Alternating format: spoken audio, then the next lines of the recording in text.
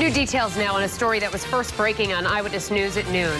2 years after the trial of James Whitey Bulger, the defense's first witness is charged with lying on the stand. Today, former FBI agent and Rhode Island resident Robert Fitzpatrick turned himself in on 12 counts of perjury and obstruction of justice.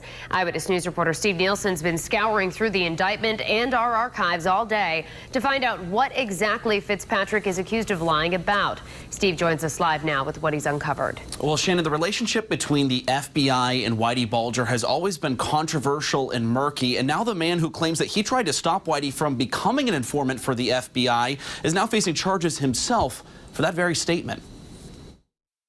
At federal court, a former FBI special agent was in handcuffs facing perjury and obstruction of justice charges. Robert Fitzpatrick, a Charlestown, Rhode Island resident, turned himself in Thursday morning. Federal prosecutors say Fitzpatrick lied 6 times on the stand during Whitey Bulger's trial as a witness for the defense. The main issue the indictment we obtained claims Fitzpatrick has falsely held himself out as a whistleblower who tried to end the FBI's relationship with Bulger.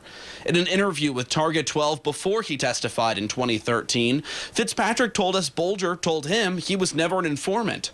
I'm sitting back saying, what do you mean you're not an informant? I'm here, I'm talking to you, and my job is to assess you for suitability, to find out, in fact, how good an informant are you? He said a similar story on the stand.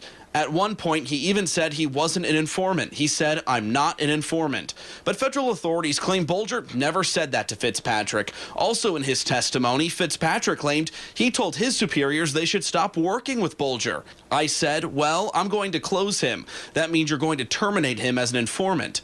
Another lie, according to the prosecutors. They claim in the indictment, Fitzpatrick never advocated that James Bulger be closed as an FBI informant.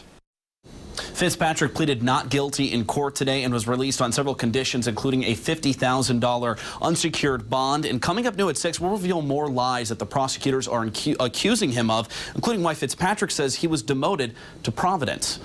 I'm Steve Nielsen, Eyewitness News. New developments now in the case of a former FBI agent accused of breaking the law. Federal prosecutors say Rhode Island native Robert Fitzpatrick lied 6 times while testifying in Whitey Bulger's trial. Fitzpatrick insists he told the FBI to drop Bulger as an informant, something the agency has long denied. Eyewitness News reporter Steve Nielsen has been reviewing the indictment all day long. He joins us now new at 6 and reveals why Rhode Island is involved in one of those perjury charges. Yeah, Mike, Eyewitness News has interviewed Robert Fitzpatrick several times before to hear his story. He believes that he was demoted to Rhode Island because he strongly believed that the FBI and Whitey Bulger should have nothing to do with each other. And he said as much on the stand, and that's one of the many things that federal prosecutors have called perjury. Former FBI agent Robert Fitzpatrick is charged with 12 counts of perjury and obstruction of justice. The Charlestown, Rhode Island resident testified for the defense in Whitey Bulger's 2013 trial, claiming he was the one who told the FBI to drop Bulger as an informant. In a just unsealed indictment we obtained, the feds say Fitzpatrick never advocated that James Bulger be closed as an FBI informant. That's one of 6 lies the FBI is accusing him of. Another, the prosecutor brought up why Fitzpatrick was demoted to the Providence FBI headquarters, saying you were reduced in grade from a 15 to a 13 because of charges related to an investigation into a shooting incident. Fitzpatrick shot back, "That's absolutely not true." The former agent claims it was retaliation for wanting to drop Bulger as an informant. Another lie he's accused of, being the first person to find the gun that killed Martin Luther King Jr. He told the story on Newsmakers in 2012. And as I'm going down the stairs, I see in the alcove of the building a bedspread. And as I pull it back, there's a rifle. The feds say Memphis police officers were the ones who found it.